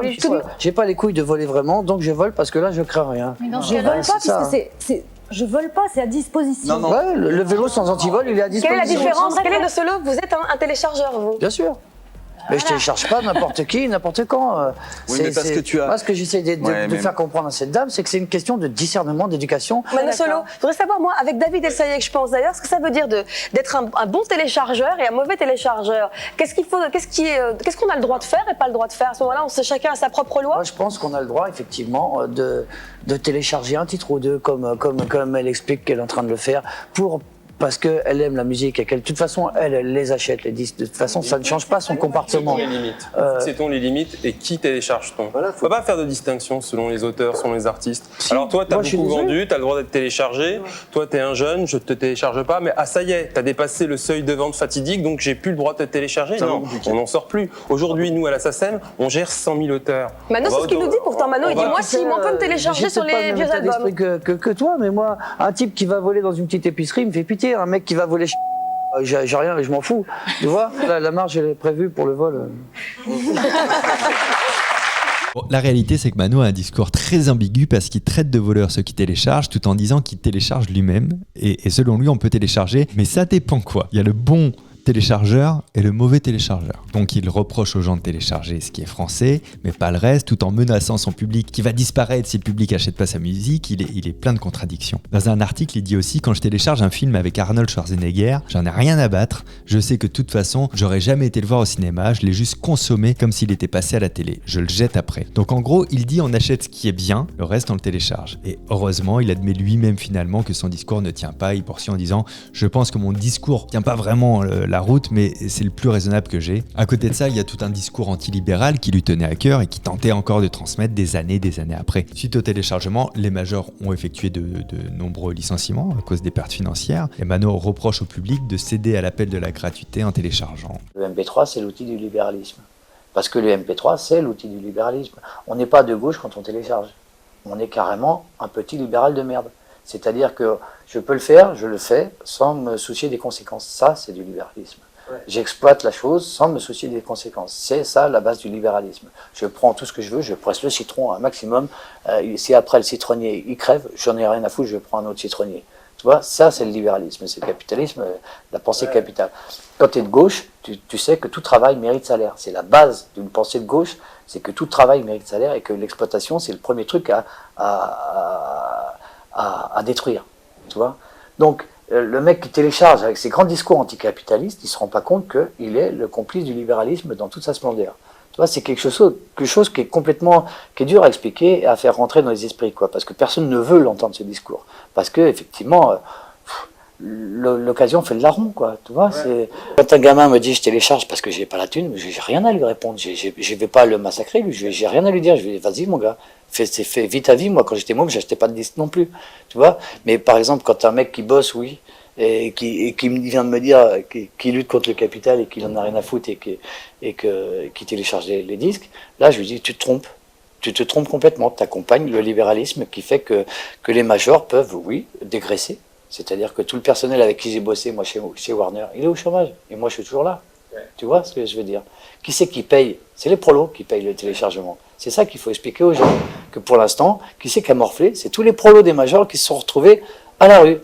C'est pas Pascal Nègre ni Mano Solo. Ouais. Tu vois ce que je veux dire? Finalement, on n'est pas tellement face à quelqu'un qui est pour ou contre le téléchargement. On est surtout face à une personne, un artiste qui a peur de perdre son public et d'être désaimé de lui. À cette époque, on parlait beaucoup des artistes qui émergeaient d'Internet et tout le monde était convaincu qu'on pouvait être révélé par le grand public grâce à Internet. Et Mano avait une idée tranchée sur le sujet. Regarde, depuis le temps qu'Internet est là, combien on a d'artistes français qui ont émergé grâce au net? On n'en a pas. On a Laurie. Non, mais peut-être on a 2-3, tu vois. Quand tu vois sur des années entières avec les gens qu'il y a sur Internet et ainsi de suite, mais c'est vraiment un leurre total la découverte sur Internet. Alors quand tu vois que parallèlement tout ce qui est sorti des majors, hein, c'est monstrueux. La production d'une année dans les majors, c'est monstrueux. Ils sortent des disques qui trouveront pas leur public, tu vois. Mais ils les sortent au moins. Alors qu'Internet nous sort personne. Finalement, on nous parle, oui, les jeunes vont pouvoir se développer, ceci, cela, mais dans les faits, on ne les voit pas arriver. Depuis des années, on ne les voit pas arriver. Alors arrêtons de croire qu'on va faire des découvertes sur Internet. C'est pas vrai, parce que sur Internet, c'est comme en médecine. Tu ne cherches que ce que tu trouves. C'est fou, il défend les majors à ce moment-là, en disant qu'elles peuvent faire émerger des artistes, contrairement à Internet. Pourtant, cet extrait que je viens de vous montrer est tiré d'un reportage dans lequel Mano annonce s'être lancé dans l'autoproduction après avoir quitté Warner. Et ça va me permettre d'aborder la 7e partie, celle sur l'autoproduction. En 2006, pour son 7e album In the Garden, il quitte la maison de disques et se lance dans l'autoprod en créant une campagne de souscription par Internet. C'est du financement participatif. Vous connaissez, à l'époque c'est un peu moderne. Et pourquoi il quitte une major qu'il a toujours suivie? Aujourd'hui, les maisons de disques sont complètement passifs face au phénomène Internet, si tu veux. elles ont que des revendications des revendications répressives finalement, mais elles ne proposent rien. Alors qu'en fait, ce serait à elles de proposer. Moi, c'est pour ça aussi que je m'en vais. Si je dois travailler avec des gens, je veux travailler avec des gens qui proposent, pas avec des gens qui se plaignent à longueur d'année. Ils peuvent promouvoir tous les artistes qu'ils ont eux-mêmes, mais ils ne le font pas. Pourquoi? Moi, je sais pas. J'attends pas la réponse parce que comme je l'ai pas eu, tu vois. Donc j'attends pas la réponse, je m'en vais et je vais faire ma télé. Je vais essayer de faire tout ce que Warner devrait faire. Sauf que moi, j'ai pas les moyens de Warner et c'est ça qui est dommage. Le discours de Mano, c'est clair. Si Warner se bouge pas, je vais me bouger moi-même. Donc finalement, il a fait ce qu'il aurait aimé que les maisons de disques fassent. En payant 17 €, les internautes avaient accès à 2 titres par mois, à écouter en exclu des clips, des dessins, l'accès aux répétitions. L'argent récolté devait principalement servir à la promotion du disque et non pas à sa production. Mano avait compris qu'il fallait aller sur Internet pour faire sa promo et reprocher aux maisons de disques de faire comme si rien n'avait changé et que les cartes étaient les mêmes qu'avant. En réalité, il n'avait pas supporté de voir la vente de ses disques baisser. Je pense probablement, j'ai pas les chiffres. En tout cas, Warner avait pas réagi. Il avait dit dans une interview, on fait comme si Internet n'existait pas, comme si ça marchait toujours, en fait, comme si draguer une grosse radio allait suffire à se faire connaître dans la France entière. Je comprends pas que les sites web des maisons de disques soient morts, c'est juste un catalogue, et en même temps, ils tiennent le grand discours, Internet nous détruit, mais t'as qu'à y aller, mon gars. Et quand on l'écoute comme ça, on se dit que sa démarche, elle est pas mal, mais d'un autre côté, il en veut pas qu'aux maisons de disques, mais aussi au public. Vous êtes des milliers aux mêmes endroits tous les jours à râler, à chier sur le capital, mais vous êtes des milliers, vous êtes un capital. C'est ça que je voudrais leur faire comprendre aux gens. Qu'est-ce qu'ils attendent les gens? On est 8 millions d'internautes, bon, ils sont pas tous barrés dans des délires comme ça, mais il suffit que tu en aies 500 000 qui donnent 10 € par mois, mais ça devient la plus grosse boîte de production française. Qu'est-ce qu'ils attendent des internautes? Il faudrait peut-être venir leur dire, c'est ce que je suis venu leur dire aussi, ça fait dire qu'il faut arrêter de pleurer à un moment donné. Vous voulez la culture la plus libre qui soit, eh ben aidez-la. Aidez-la à vous donner ce que vous attendez. Parce que si vous attendez comme ça, patiemment, en cliquant sur votre souris, là, vous risquez juste de tout casser. Tant que le public ne deviendra pas lui aussi créatif dans cette histoire, on est carrément dans la merde parce que l'industrie, elle fait son beurre. Pour autoproduire son album, il avait besoin d'au moins 130 000 €, mais il devait sans doute partir confiant. Mon avis, ça n'engage que moi, c'est qu'il était confiant et qu'il voulait prouver aux grosses majors qu'il n'avait pas besoin d'eux. Dans l'interview qu'on a vue, on est à 1 mois et demi du lancement participatif sur son site et le journaliste lui demande s'il a beaucoup de contributeurs. Pour l'instant, on en a à peu près 1500, un truc comme ça. Ce qui est pas ce que j'avais espéré, mais qui est très bien quand même. Parce que là, ça fait 1 mois et demi, tous ces gens-là ont acheté l'album avant même d'en écouter la moindre miette. Donc c'est quand même une profession de foi de leur part et je le prends comme un soutien. Et je suis quand même, j'ai pas les boules là, tu vois. J'aurais bien aimé faire plus parce que j'ai besoin de plus d'argent pour payer une vraie promo, mais je me plains pas, tu vois, ça va. Je trouve que c'est des héros quand même, les gens qui achètent un disque juste pour aller avec moi dans mon discours. Je l'ai trouvé assez héroïque. Et là, on ressent un peu le vent qui tourne. En réalité, il a reçu peu de souscriptions sur son site. Il a dû hypothéquer sa maison pour faire l'album et devait en vendre entre 30 et 40 000 exemplaires pour se rembourser et pouvoir faire le suivant. Alors, ce qui s'est passé aurait pu être bien pire parce qu'au final, il a réussi à sauver sa maison malgré l'hypothèque et vendre 30 000 exemplaires de justesse. Mais pour lui, ça a été un échec. Il n'a pas gagné sa vie durant 2 ans. Il ne pouvait pas produire encore un nouveau derrière. Et pour lui, c'était pas possible de travailler gratuitement, même quand on est de gauche. Alors après cette tentative d'autoprod, il a signé chez Wagram qui lui a proposé beaucoup moins que Warner au moment où il a refusé de reconduire son contrat chez eux. Alors pour la sortie du 8e album, Rentré au port, il va tenir un autre discours sur l'autoproduction. Il n'est pas autoproduit puisqu'on est chez Wagram. Mais je croyais qu'il était juste distribué par Wagram. Non, c'est une licence.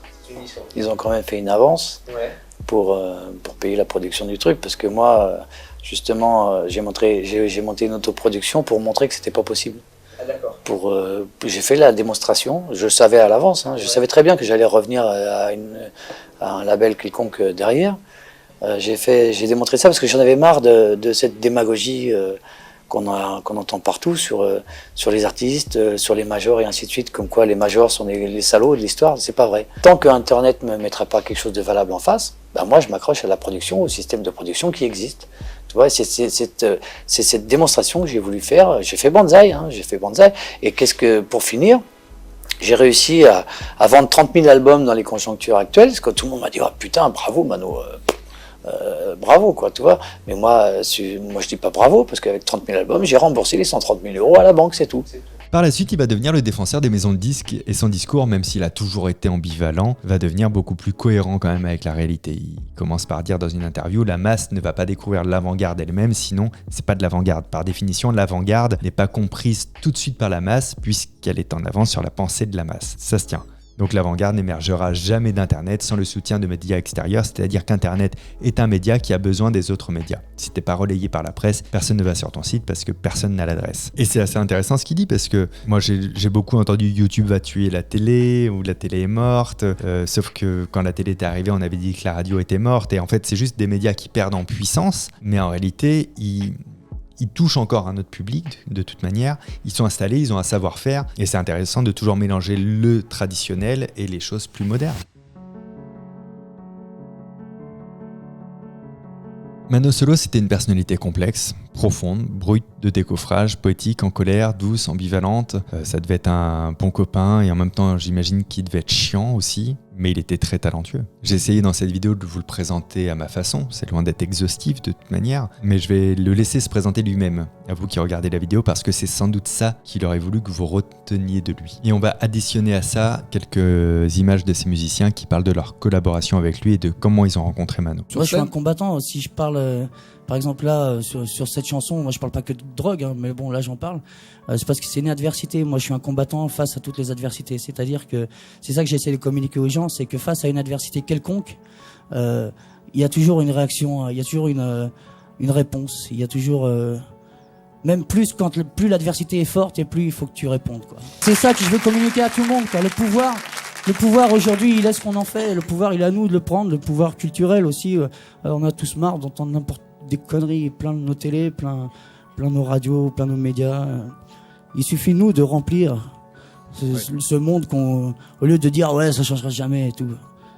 Moi il y a quand même encore du boulot, quoi. Ouais, mais allons-y maintenant. C'est pour ça que tu termines ton concert par Vive la Révolution. Vive la Révolution, ouais. À chaque fois, c'est à chacun de trouver la sienne. Moi je dis pas laquelle. Je suis pas, c'est pas communiste ou je sais pas quoi. Mais vive la Révolution, vive sa révolution, vive notre révolution, de la révolution de chaque instant, de faire quelque chose de bien, quoi.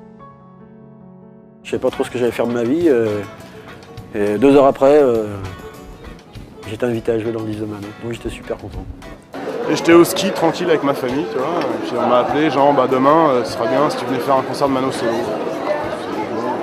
Être guitariste, auprès d'un gars qui chante en français comme ça, avec une telle écriture, puis un truc qui te fout des bons coups dans le ventre, moi je pouvais pas de... Tu vois, il n'y a aucune raison de dire non, quoi. Moi j'ai dit oui tout de suite, quoi. Les chanteurs français comme ça, il y en a qu'un, quoi. Il y a plus, tu vois. C'est notre Arnaud de la chanson française, quoi. Mano est décédé le 10 janvier 2010 à l'âge de 46 ans des suites de plusieurs anévrismes et il a été inhumé le 14 janvier au cimetière Père-Lachaise. C'est sa mère Isabelle Monin qui a annoncé sa mort sur son site internet avec ces quelques mots qui expriment parfaitement le vide qu'il avait laissé. Il ne viendra plus nous invectiver, il ne viendra plus nous encourager, il ne viendra plus nous donner tout ce qu'il avait, son talent, sa force, son élan, sa générosité. Derrière lui, il a laissé pas mal de monde, ses musiciens, son public évidemment, et bien sûr sa compagne de l'époque, Alice Séguier, une championne de France de haute voltige, ce qui explique les chansons que vous avez pu entendre sur les chevaux. Sa mère décédera ensuite 2 ans plus tard, le 26 décembre 2012, son père le 7 janvier 2014 lors des attentats de Charlie Hebdo. Voici un témoignage de quelques artistes et musiciens le jour de son enterrement. C'était une vraie terreur, hein. Ça prouvait qu'il avait du caractère. C'était quelqu'un de très doux, très sensible et qui était adorable, quoi. Il engueulait beaucoup ses admirateurs en leur disant en gros c'était bien gentil de l'admirer, mais il préférerait que se rende admirable à ses yeux, à lui. C'est un poète, et il n'y en a pas beaucoup des poètes, quoi. Faut dire ce qui est. Qu'est-ce que vous retiendrez de Mano ? La Révolution. Sa révolution et puis sa rage de vivre. On a tous une chanson qui nous marque, je pense, un peu plus qu'une autre. Moi, c'est la chanson J'avance de Mano. Je me dis, je crois que si j'avais dû écrire une chanson, ça n'aurait pas du tout été ces mots, cette force, cette poésie, mais ça aurait été cette chanson-là. J'ai l'impression que tout colle avec ce que je pense, que je vis et ce que je ressens. Mais lui, la chanson aujourd'hui qui est la plus forte, selon moi, dans ce qu'il a écrit, en tout cas quand on pense à lui, c'est dans l'album Je sais pas trop, c'est Je suis venu vous voir, parce que c'est un testament. J'espère que je vous aurai donné le goût et l'envie d'écouter Mano, de le découvrir ou de le redécouvrir différemment, de lire Joseph sous la pluie, de fouiller sur internet, d'aller voir des interviews de lui, je sais pas, mais en tout cas je me dis que cette vidéo elle est pas parfaite, mais Elle fera le taf. Et vive la Révolution. Et vive la Révolution!